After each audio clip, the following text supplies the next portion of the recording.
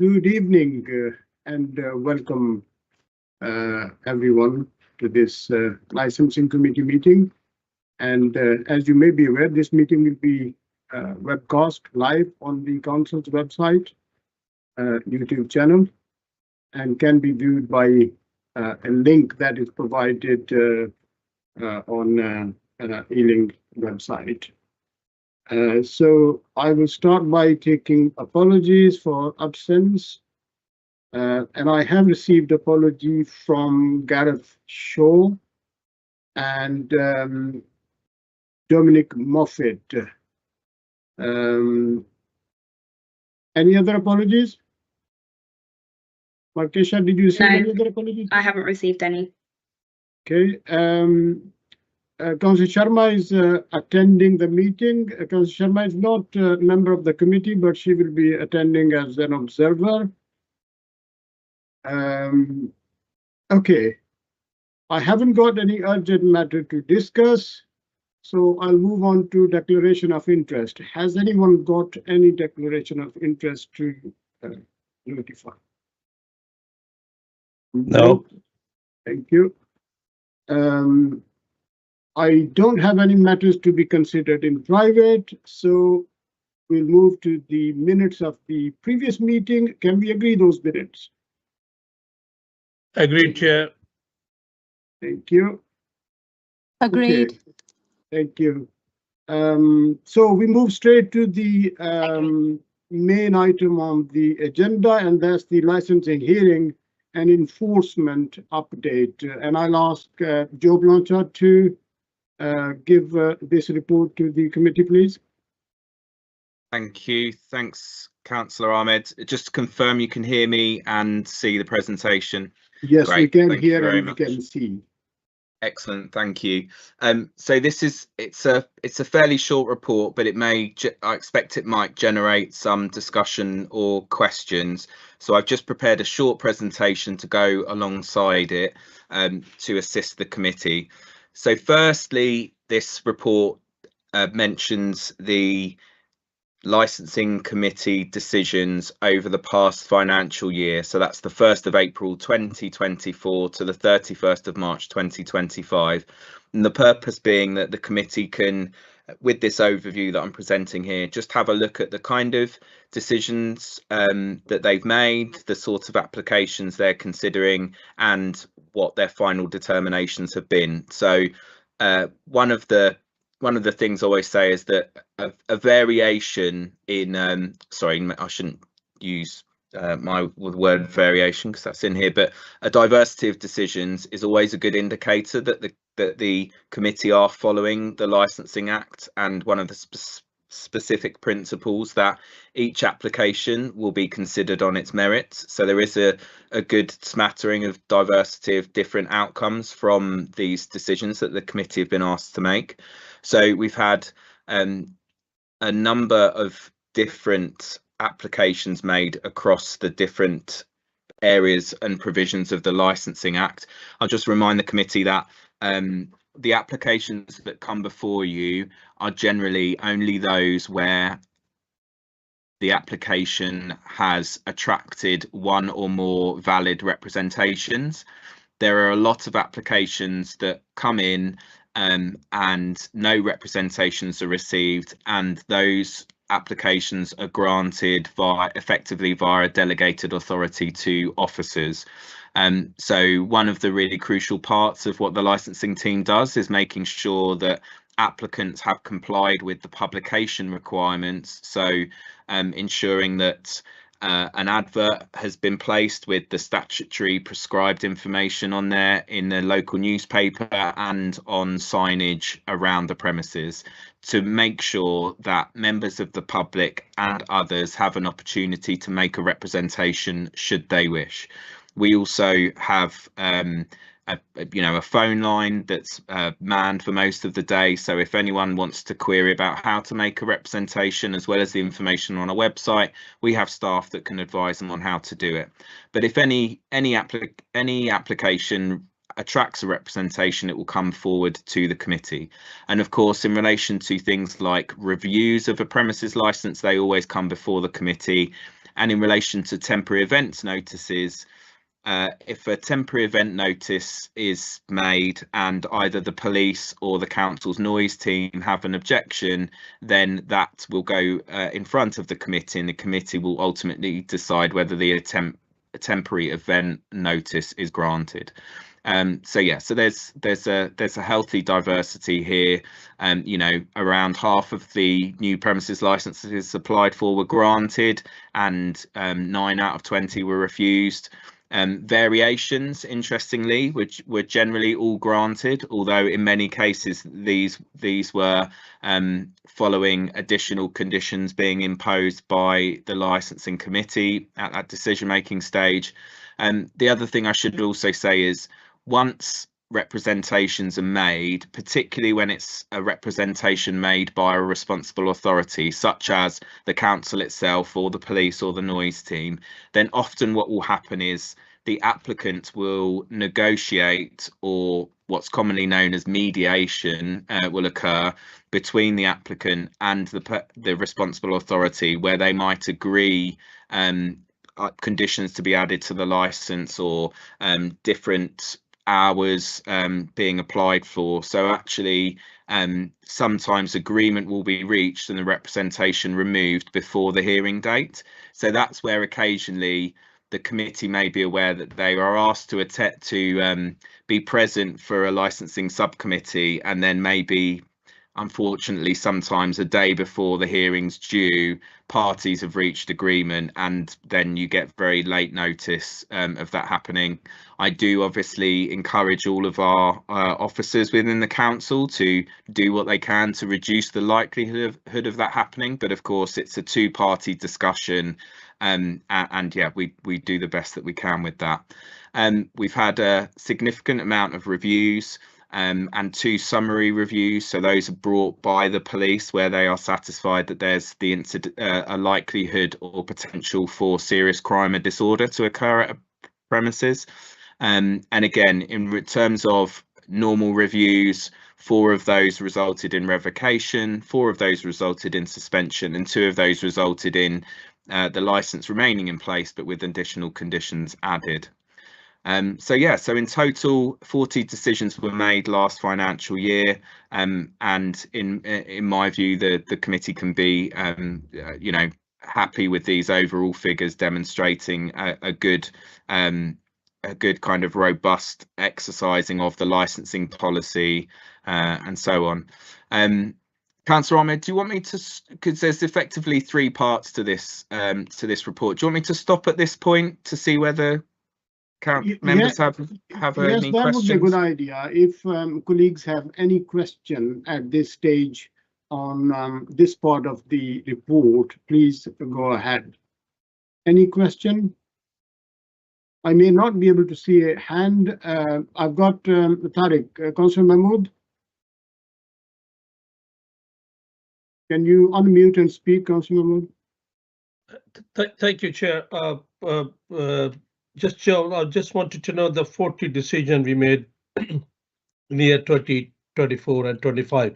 Does it reflect the same pattern year before, or in terms of numbers? Yeah, it is roughly similar. I haven't presented this, but I think the number last financial year, so 2023 to 24, I think it was 37.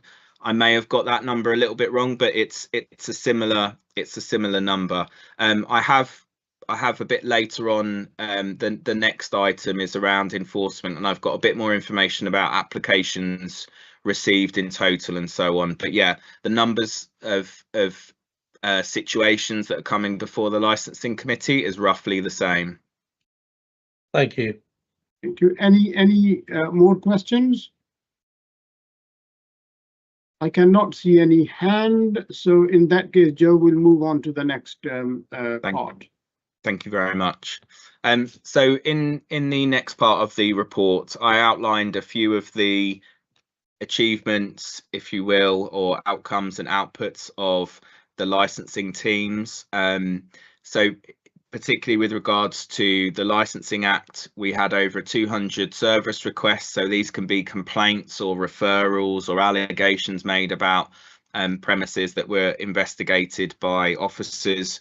Our own internal licensing enforcement officers, they made 10 applications for a review of a premises license. So this is where the officer is satisfied that the premises is not sufficiently upholding or promoting the licensing objectives, or indeed undermining them. So they will apply for a review. So these most commonly will be as a result of a visit and non-compliance being observed. So that is where you will see, you know, Officer Deer and colleagues come before you applying for a review of the license. We've also attended over 37 of the licensing subcommittee hearings. So officers have come before you to present information to assist you make a decision, and also put forward recommendations to you on what, in their view, the licensing committee should do, which of course is all part of informing you as a committee about information on the premises and the officers' you know, opinion of how well the licensing objectives were upheld for your consideration.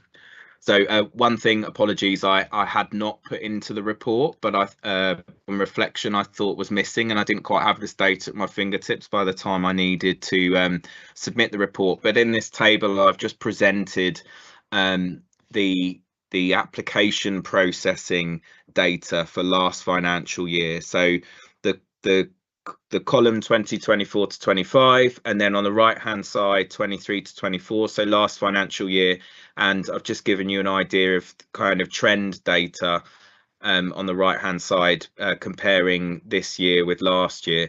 So actually we received 20% fewer new premises license applications. Sorry, that's incorrect. We received, sorry, I've got my values wrong. We received 20% more premises license applications this year than we did last financial year. We granted again more than we did last financial year, and furthermore, with sorry, you'll have to ignore the percentages on the right. Please reverse the reverse the signs. We received and granted more variations for premises licenses.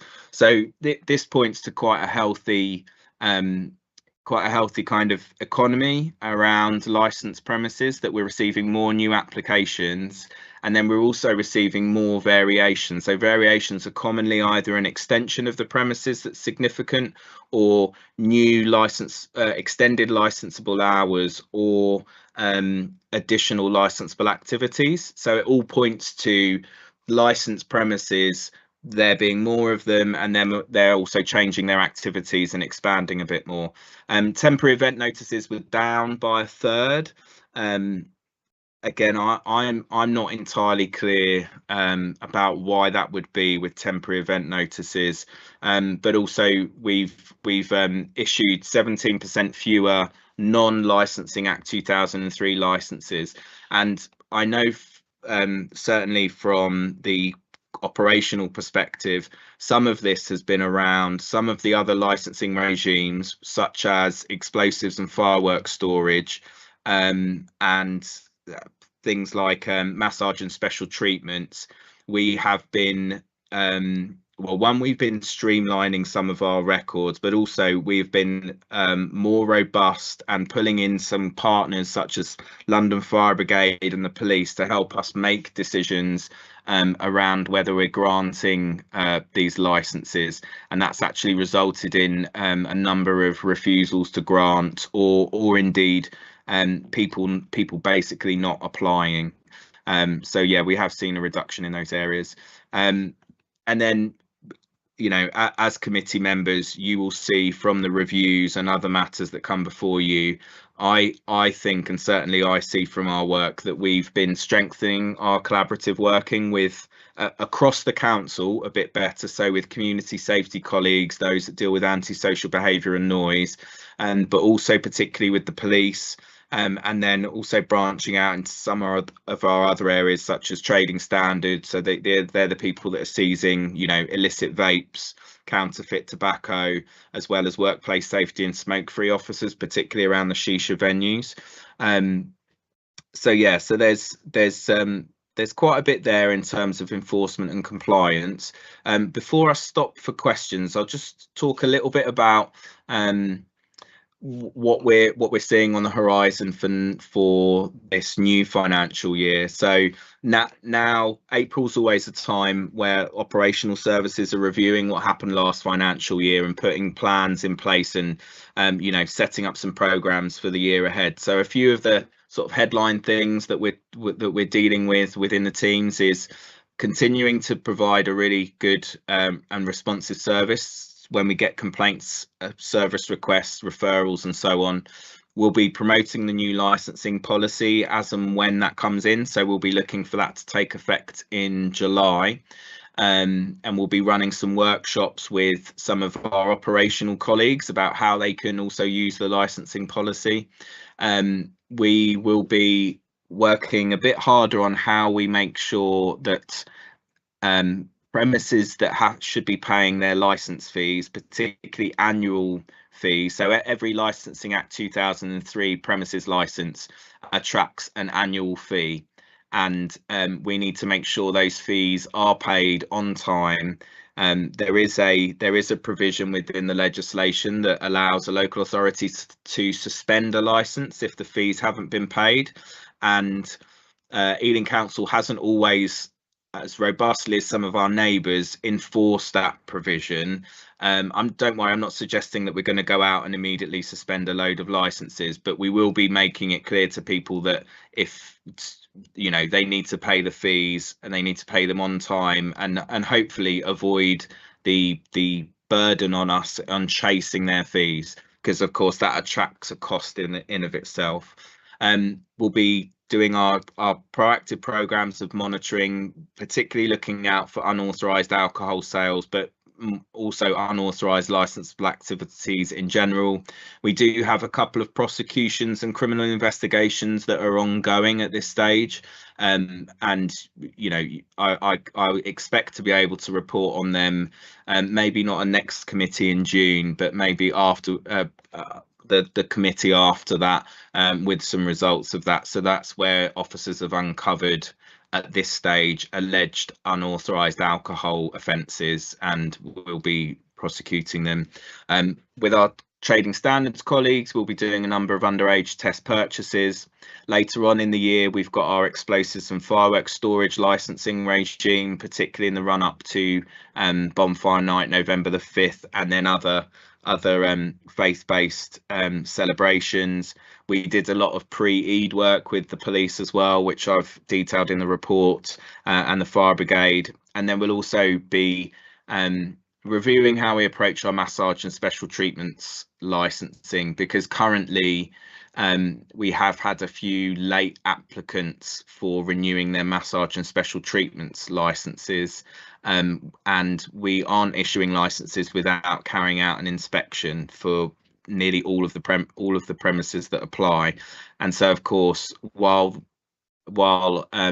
applicants have a license that lasts up till the 31st of March, despite regular and early warning that they will need to renew, we still received applications on the 31st of March, and we don't have capacity to send out enough officers to do all of the inspections on the 31st of March. So we're going to review how we go about doing that and encouraging premises to license. So yeah, I will go back to the slide about what we delivered last year, because I think that's what generated the questions. But yeah, at this point I'm happy to take questions, Councillor. Yeah, okay. Well, colleagues may have noticed that the work that the licensing subcommittee does is a very small fraction of the work that licensing is doing behind the scene. And I would invite committee members to, this report is for noting, so I would invite committee members to comment the report and make any comments or questions at this stage. I've got Councillor Glant first. Thank you very much, Chair, and thank you very much, Joe. I mean, thank you very much for your clarity and you know, obviously, basically, it's a positive aspect. I've got a very general question, and it is really ridiculously general, but I sense that the quality of applications has improved and people's preparation is better. They're asking for things that are more sensible than they were asking for before. And there's not to say that I haven't seen some very poor applications as well, but my sense is that the quality is getting better. Do you have that sense as well?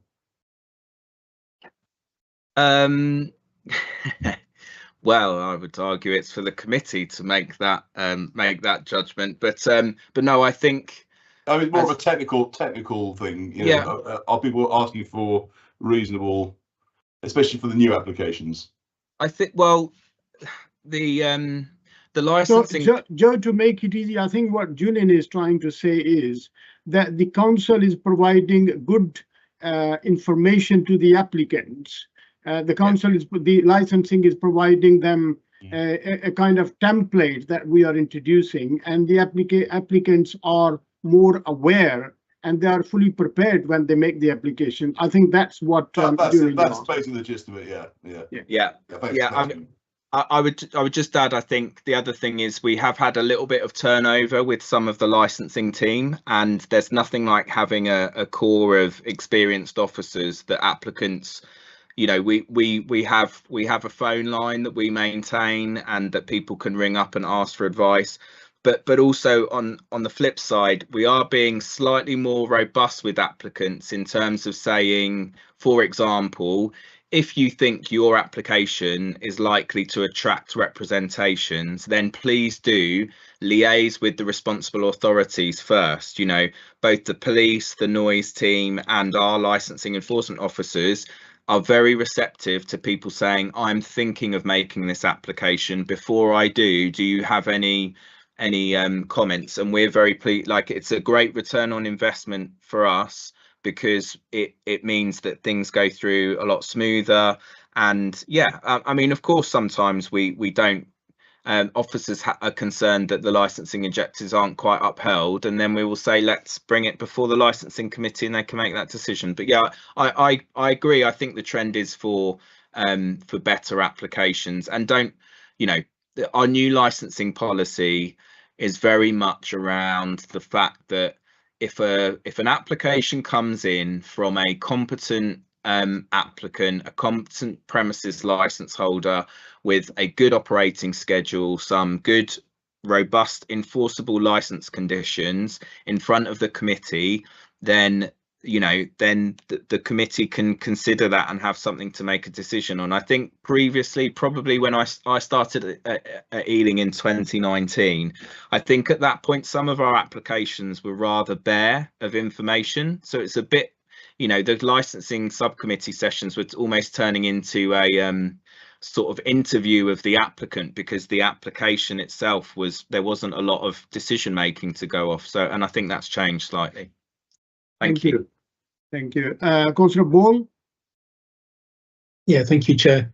So two questions. The first thing, and the answer maybe you don't know, but I just wondered why you think the number of premises licenses is going up. You know, because we do hear a lot in the media about sort of doom and gloom in the licensed premises industry. So I wondered if you got any insight why you think that actually they do seem to be, you know, the significant numbers here. And then the other question was about the massage special treatments. You did mention that quite a lot of them apply just sort of at the last minute, March 31st. But if I'm reading the report right, there's 80 who still haven't submitted the paperwork now, so a month late. So you know, I just wondered, I think say that sort of last year everything was sorted in the end, but it does seem that there's a problem in that sector where they're really not very compliant. They need a lot of chasing. Absolutely. Yeah. So yeah, with regards to the new premises license applications, there's a couple of things at work here. Well, one, I would always remind the committee that you know, these premises licenses the Licensing Act also includes regulated entertainment and late night refreshment, so it won't always be alcohol. So if you're setting up a takeaway business and you're selling food after 11 p.m, you will need to get a premises license, even if it's just for late night refreshment. And you know, we've all seen the huge retail food volume across the borough in many different areas well into the evening, so there's that element. Also, I'd like to say that our officers have been a lot more proactive in pointing out to people where they need to get a premises license, so maybe there's that, but I might be tugging on that a bit too hard. But also we have been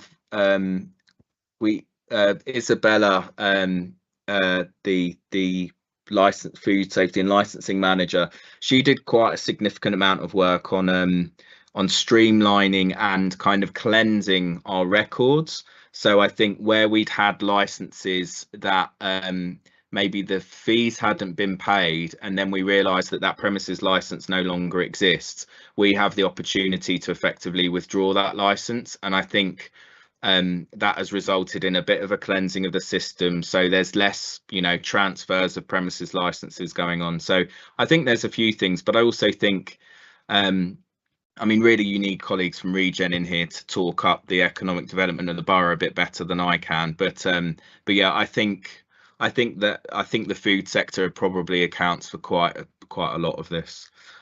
With regards to massage and special treatments licensing, I entirely agree. I am frustrated by the fact that actually the licensing regime is under a 1982 Act. So that is, quick maths, 43 years old now, and it's just not really set up for you know, a good comprehensive licensing system. I think what we're going to do next year is just send out the reminders earlier and possibly be a bit more forceful, and also potentially point out that if you haven't made your application by the 31st of March, like the big issue is people will make the application, but further information is necessary, and that causes quite a bit of delay. You know, there's not necessarily that delay, but I think we'll start sooner, and maybe we'll be a bit more robust about, if you have not submitted your full application, then I mean, I know other boroughs charge a lot more for a new license than they do a renewal. So there's the kind of pull there for a premises to get their renewal in on time. I don't know that we're necessarily going to take that approach, but yeah, I think a bit more comms. And you know, we are trying to do things like with the High Street Task Force and the bids.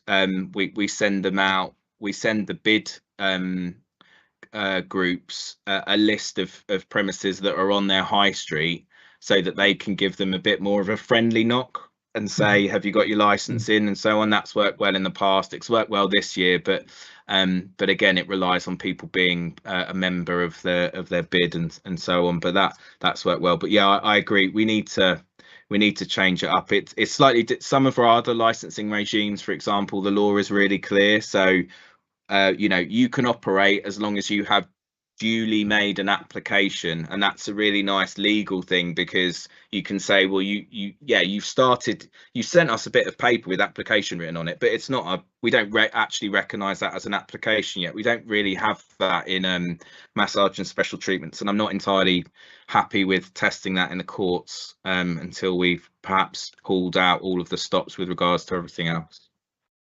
Thank you. Before I invite Councillor Kelly, I want a bit of clarification. Now, Joe, you said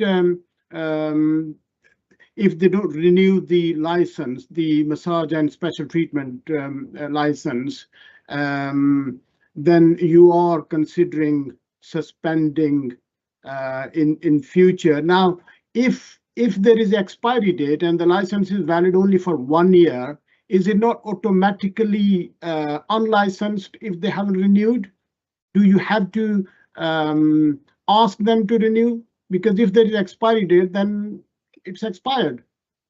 Yeah, yes. and technically I would probably suggest that you're correct, councillor, but also on the other hand, I'm just as likely to be asked by members to be more tolerant to businesses and allow, it's just a renewal. They've got the paperwork in, they don't, that kind of thing. So I think what really we need to do is have a much clearer and earlier telegraphed warning system, probably starting on the first week of January, once everything's back in work, and say, we're starting this now, get your application in early. And then because the other risk is we weaken the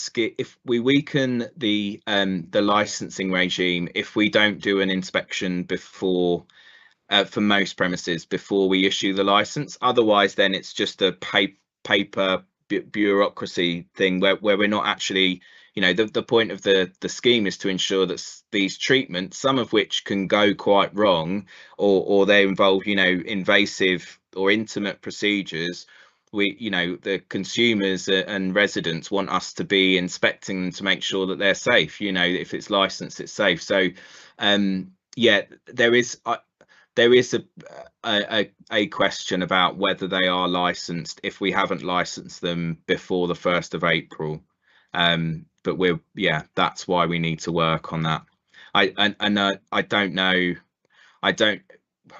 We could consider that. What I'm proposing is next year we'll telegraph it earlier, so that very robust point of saying, listen, we have advised you on a number of occasions that if you don't have a license, you haven't given us your application, we haven't done the inspection, you haven't got a license before the 1st of April, on the 1st of April you are now unlicensed, and we will carry out a visit, and if you're offering these treatments you will face legal action.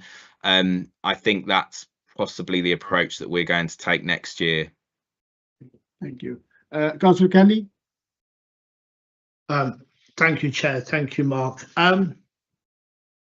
Sort of notwithstanding we've adopted a new policy now, the introduction of special policy areas was sort of introduced to sort of ameliorate against the increase of off licenses, and I think they've been very useful. But I think it's also fair to say that we don't. Our policy is designed to sort of give more scrutiny and weight when we have off licenses.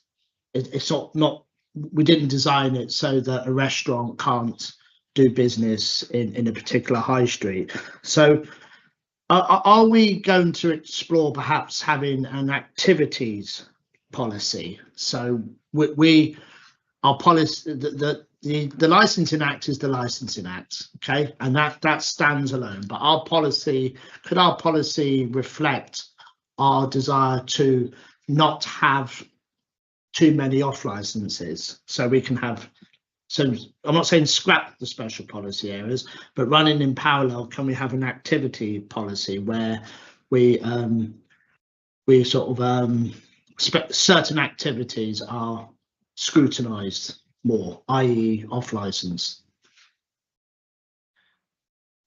Yes, we can certainly consider that. It does need careful consideration though, because once the committee have granted a license, or a license has been granted, and of course those licenses are granted for the activities as they're legally defined under the Act, so retail, supply of alcohol, regulated entertainment and late night refreshment. Now the committee in 2020 could have granted a premises license for those activities on the understanding that it was a high-end table meal restaurant.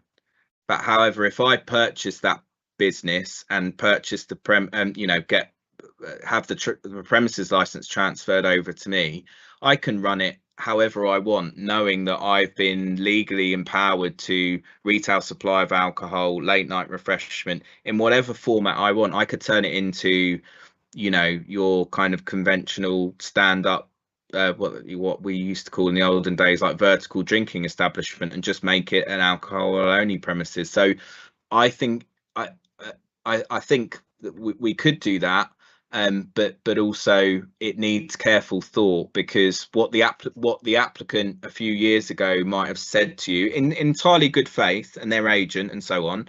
I'm not suggesting they're being unscrupulous, but what they could have said a couple of years ago, kind of once you've granted it, it doesn't really matter. We won't have officers bringing a review and saying, well, the applicant, you know, got this license on the they told you, you know, they told the committee that it was going to be a, I don't know, wine and cheese bar, and actually it's something altogether different.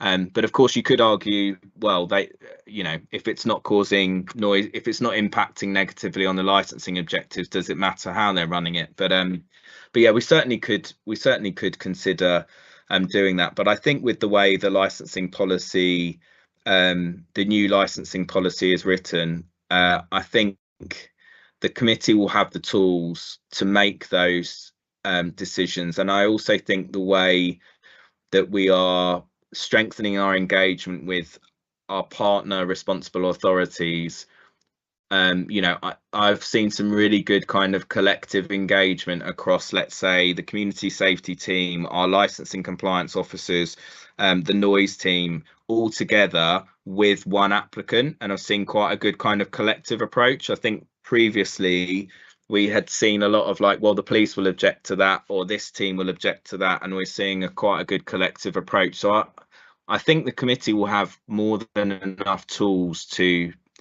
kind of exercise that judgment. You're scratching your chin, Councillor Kelly. No, I was, but it wasn't suggested body language. No, okay. I was just scratching my chin.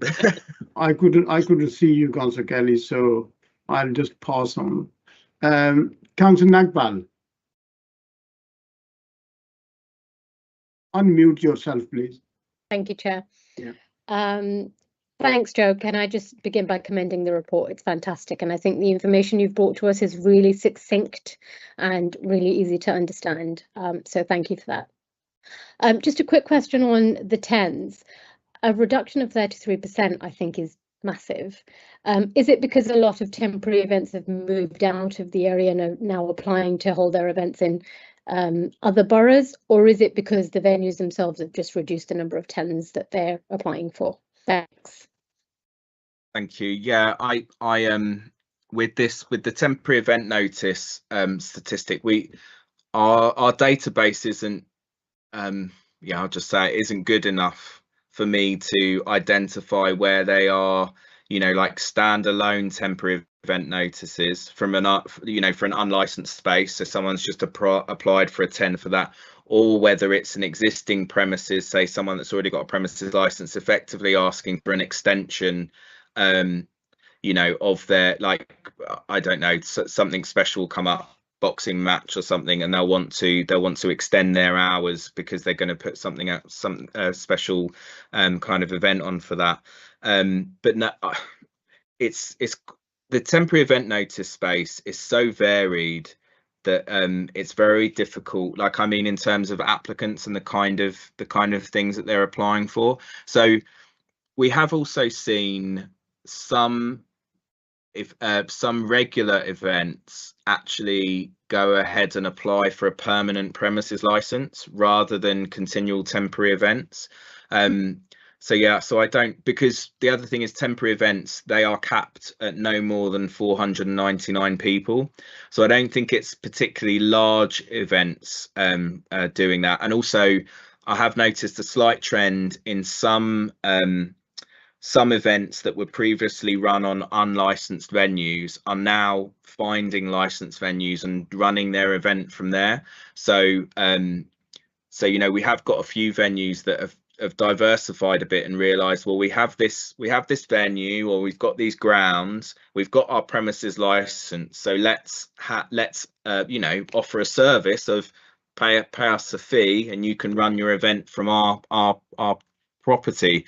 And I actually, from the operational perspective, I would welcome that, because it allows us as a licensing authority to have a premises license with quite a comprehensive list of license conditions that the premises license holder must comply with, and by extension anyone they allow to use the premises.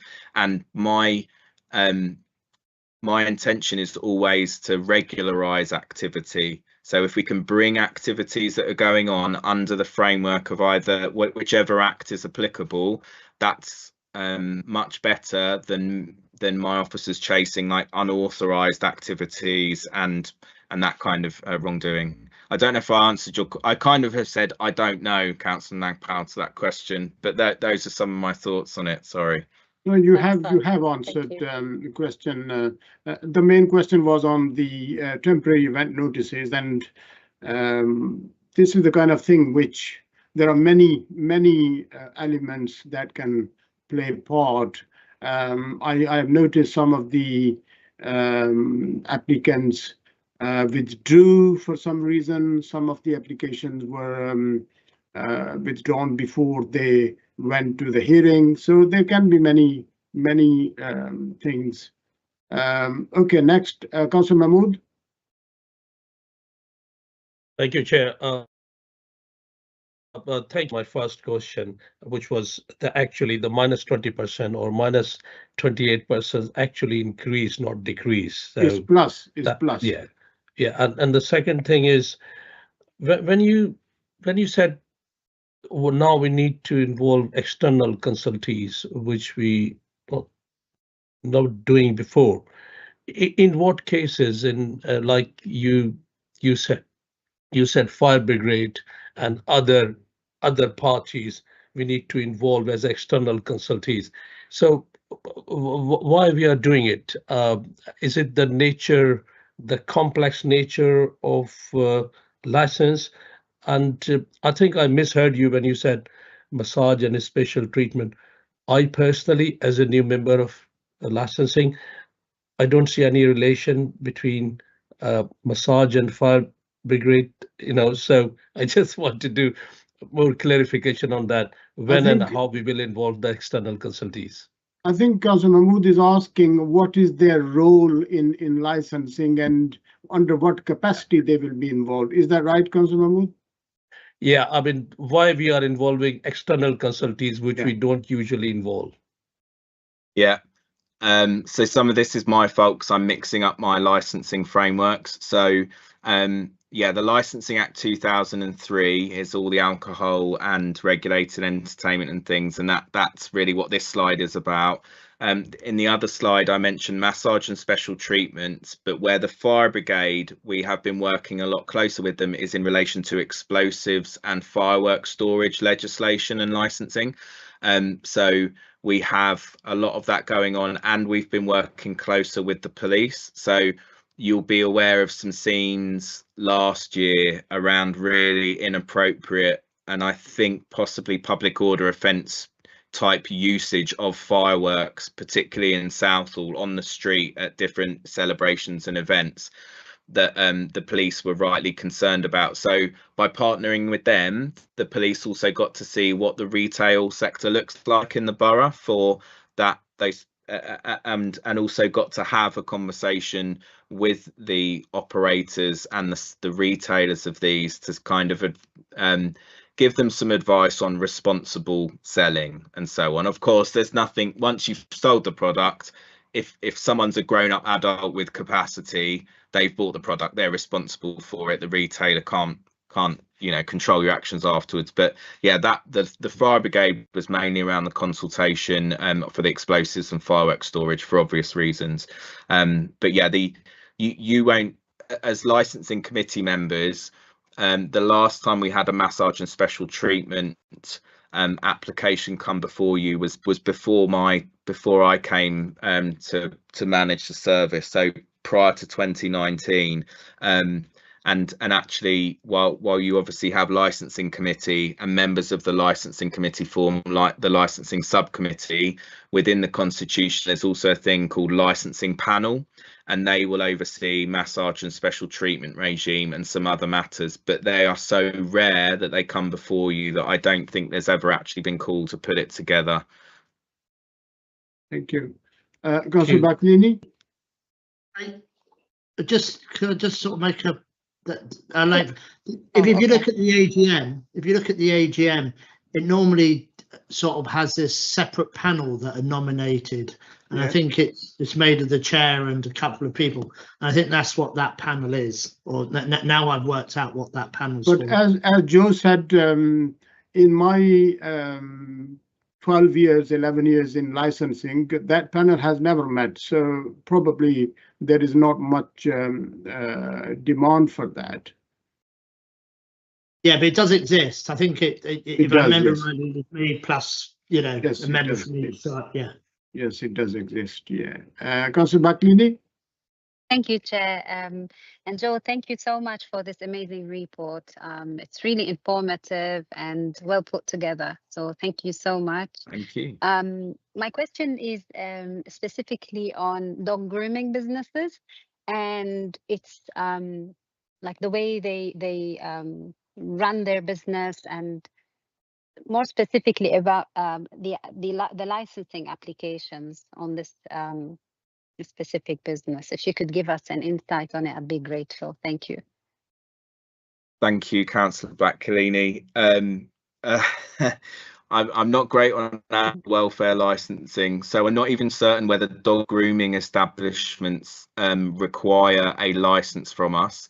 I know for certain that dog boarding, dog breeding, cat boarding, cat breeding, pet shops, and dangerous wild animals come under animal welfare legislation. Yeah. But I'm not sure whether dog grooming does, because it's quite a retail service. But those other elements certainly do. We've had a couple of contentious kind of animal welfare licensing issues that have gone on that might have come to members' attention, but we're working through them in good faith with the applicants. So we seem to be maintaining a positive professional relationship while we work through our slight disagreements about that. But yeah, I'm not certain that dog grooming does require a license, but I could actually be wrong. So I don't know how. I can certainly come back to you, or as always, I'm happy for committee members to email me direct with any queries or referrals from constituents or residents. Boarding, more so. Well,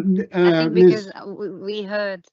Ms. Zeb has just put a message that dog grooming doesn't need a license, so that I think that answers your question. Yes, thank you, Chair. But also about dog boarding, I think I've had some of my residents ask about this type of licensing, and there was Ms. some Zeb, you want to come online issues. and speak, please? Ms. Zeb? Yes, Yes, Chair. yeah. Yes, Chair. Yes. Yeah, you want to answer this question that Reba is asking? So my answer to Councillor Bacchini, I think I've put it in the chat, was that there's no requirement for dog grooming licenses. I concur with what Joe's saying. In regards to dog boarding licenses, Joe, I'm sure will be able to talk you through that. Thank you, Hattie. Yeah, so dog boarding licenses. So that's essentially if you board a dog in a property overnight for money, and your activity constitutes an undertaking, so it's recognised by HMRC, then you would require a dog boarding license. We have I can speak fairly openly about it, because it went to, there was a matter that went to tribunal that across the UK, across England and Wales, where the animal welfare regulations were in effect, the understanding of the guidance from DEFRA and from the legislation was that a commercial dog boarding license could not be issued for a residential dwelling and that only a home boarding license could be issued for a residential dwelling. That was the general understanding. That was the understanding across the country. And we work very closely with the City of London, who have a special animal health service. So we collaborate with them on this, and that was their understanding as well. And they're generally recognised as the experts in local authority. We went to a tribunal because that decision was appealed, and while the tribunal, while they did not require the council to reverse or make a decision, the tribunal simply said you must that those grounds alone are not sufficient for you to have refused the application, so you must reconsider it. So it was not unusual, but it was the ruling did not require us, for example, to pay costs or carry any liability. It was more a clarification of the legislation, and having spoken to colleagues across a number of councils, they were surprised at that outcome. But nevertheless, I can say that we're following the instructions of the tribunal and liaising with the applicant. And yeah, credit to the officers involved and to the applicant themselves. It's a very positive. We're working through what the tribunals required us to do, and we're maintaining a positive dialogue with them. Thank you so much. Thank you. No problem. Thank you, Chair. Thank you. Councillor Mohammed. Thank you, Chair, and thank you, Joe, for the presentation. Very useful. My question is just your highlights at the beginning of the slide, that 227 service requests were investigated. So 10 and 37 it makes up almost 20%. What happened to the other 180 service requests that has been made? Could you talk us through? They probably didn't get anywhere, but just to have a further clarification. Thank you. Thank you. So the 227 service requests will be a wide variety of things. So that can be that could range from someone seeking advice to someone making a complaint to say, I went past this premises at 11:30 at night, and I know their license only runs until 11, and those kind of, so a range of allegations. And the officers take a graduated approach to enforcement, and that's written in the council's corporate enforcement policy. So we would give advice generally initially, try to educate the operators, and then if they don't comply or if the matter is particularly serious, we then kind of move up the different stages of an enforcement to maybe formal warning or even an enforcement notice, or in very serious cases we would maybe try and prohibit the activity from going on, or simply say you've breached the legislation, we suspect an offence has been committed, and we would commence a criminal investigation and seek to prosecute those offences. Under the Licensing Act, there's nothing to stop us both pursuing a prosecution and also applying for a review in front of the licensing committee. So that 227 doesn't necessarily mean that that it doesn't always follow into applications for review or those kind of thing. They don't necessarily follow in together. That's simply the amount of complaints we've received. Although the word complaint could be a few different things. I don't know. The police might have been in pursuit of a criminal, and while they were in the area, noticed some unauthorized license activity going on. So that would be a referral from another agency.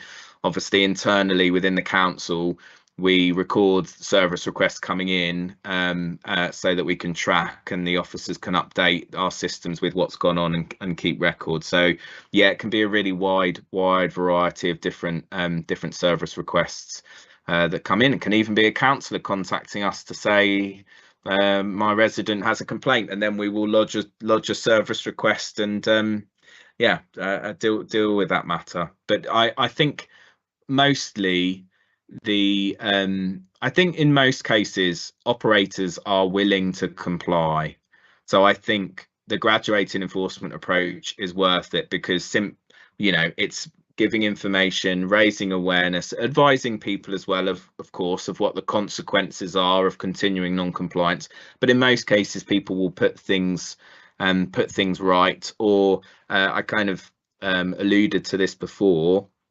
If, say, that premises is operating for an additional hour beyond their license, we would probably advise them to apply for a variation of their license and say, look, if you want to trade for that extra hour, you can do it lawfully, but you will need to have obtained the appropriate authorization via a license application. So yeah, I think operators within the borough are generally compliant. Obviously, in my role, I generally spend most of my time dealing with the non-compliant premises. So you always have to take a bit of a pinch of salt of my view of things, but I think people are generally compliant. Thank you. Thank you. Thank you. I've got no more hands, so if you want to move on to the next part, Joe. Thank you. This will be fairly short. So yeah, this is just really to flag up to the committee that we will be having our new licensing policy come into effect in June. I'll just be making the arrangements for this to go to full council. Sorry, we will be asking for the new policy to come into effect in July, because our current policy expires on the 27th of July. And I'll be making the arrangements for this to go to full council on the 10th of June, for full council to agree to adopt the new licensing policy. We've already mentioned it, that we've redesigned the boundaries of the special policy areas and joined the Ealing and Hanwell special policy areas together, joining up that kind of West Ealing corridor for special policy areas. Our core hours remain the same. You may remember that during the consultation that received generally universal agreement with that. And we're also taking the example management conditions out of the policy so that we can keep it as a separate document that's referred to by the policy, but we can also then ensure that we keep a very good up-to-date set of management conditions that are very practical and usable for prospective applicants, so they know the kind of conditions that would help them show that they're going to promote the licensing objectives, and that will enable officers to keep that up to date on our website, but just separate to the policy, so we don't have to keep coming back to the committee seeking the whole policy to be renewed. And that's a kind of mechanism which a lot of local authorities adopt. So yeah, so we're hoping, again, with something we've already talked about, which is, you know, hopefully better quality applications in general, a good responsive operational service provided by the officers, and, you know, advice for applicants to make a strong application. And, you know, it's not just the strong application to get them beyond the committee and decision making process, it's also then a good premises license with some robust enforceable license conditions, so the committee can be satisfied the licensing objectives are upheld. And from my perspective, you know, my colleagues in community safety and noise and other teams, if there are issues, we have a good set of conditions to hold the any kind of applicant, any premises license holder which is maybe straying from the objectives. We have some good strong conditions to remind them, look, this is what you have to be delivering, otherwise that may put your license at risk. So yeah, those are the main parts of the licensing policy.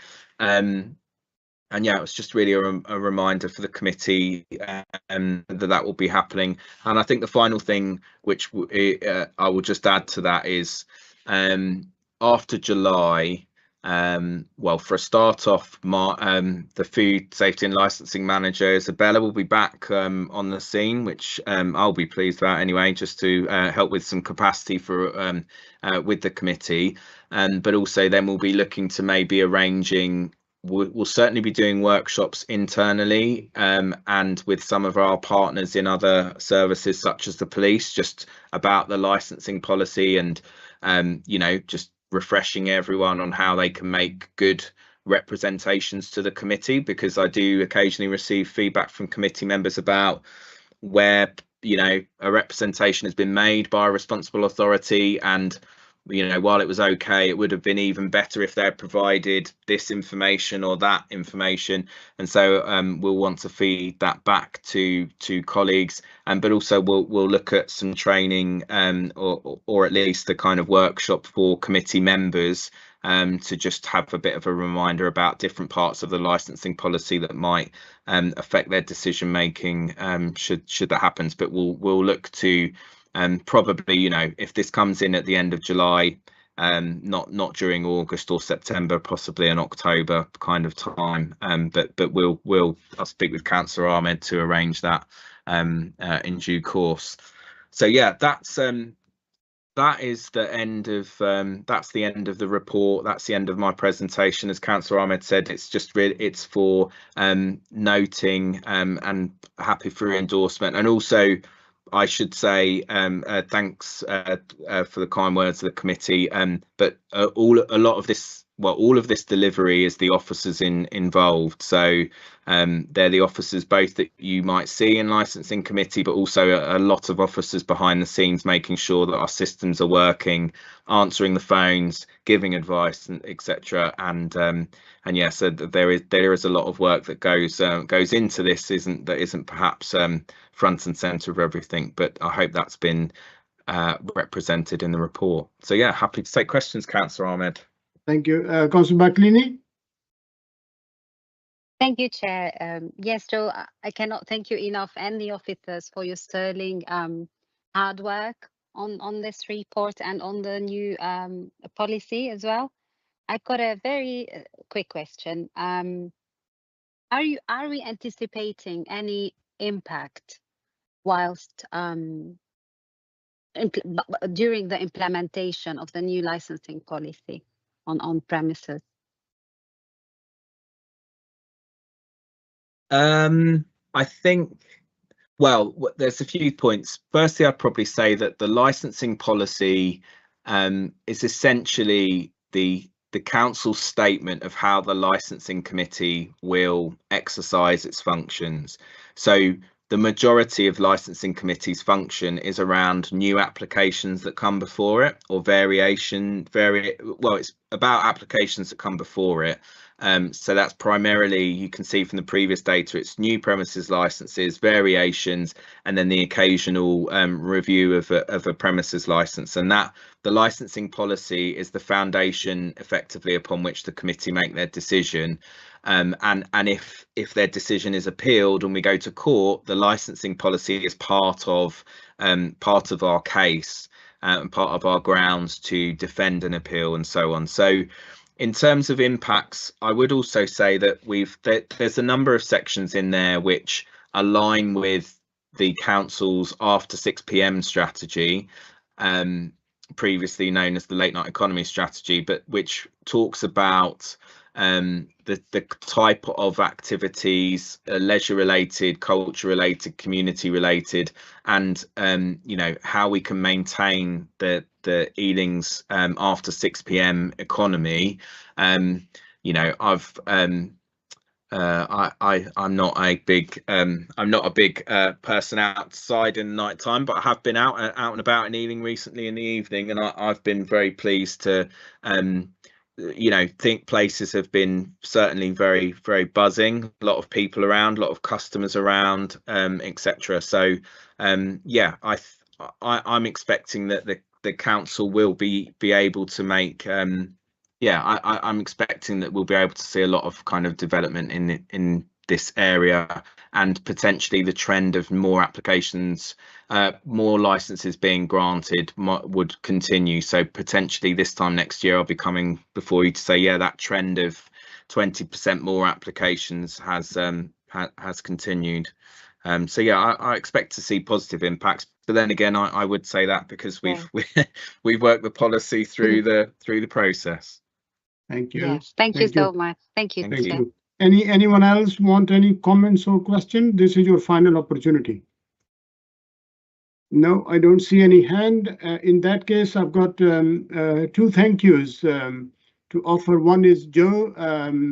I can see you have been working really hard in absence of Isabella, and there was a licensing policy and a lot of other work. So thank you for your hard work, and all the officers who have been involved, whether they are on the scene or behind the scene. We really appreciate the work you have done and you are doing. So please keep doing it.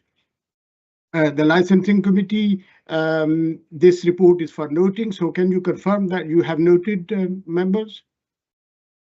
You noted. Noted. Noted. Thank you. Noted. Noted. Thank you. Thank you. So before we close the meeting, you may have heard that Councillor Kelly has been nominated to a highest post, and he will be hopefully after the 13th of May, when we have our annual general meeting. Councillor Kelly will be our new mayor of the London Borough of Ealing, and I suspect traditionally mayors don't come on any committees. So I want to, particularly on behalf of the committee and myself, I want to thank Councillor Kelly for all the work he's done over the years as a chair and as a committee member. I had a lot of support from Councillor Kelly, a lot of advice, and I really value that and appreciate. And I hope that Councillor Kelly, after completing his year as a mayor, will be back in licensing committee and will be giving his valuable input. So Councillor Kelly, thank you for that. So with that, there is nothing else to discuss. So thank you everyone for attending the meeting. So we'll come to the end and close the meeting. So, thank sorry, you. Chair. Yeah, Sorry, yes. Chair. Could I just join with you in your congratulations of Councillor Kelly, but can I also offer thanks to you for the diligent way that you've not just chaired this committee, but the rather bigger job of organising us councillors into licensing panels along the course of this year. So, just on behalf of the opposition, we absolutely think you're doing a fantastic job. And I'll second that, Chair. John's absolutely right. You did an amazing job, good humour, and it's a pleasure working with you. Thank you very much. Well, thank you for that. But I'm hoping that I will continue this job next year as well, subject to the approval of the full council on 13th of May. So because we are not going to see Councillor Kelly at the next meeting, so I thought this was the appropriate time to thank Councillor Kelly for all the work he's done and congratulate him for the highest post he's going next year.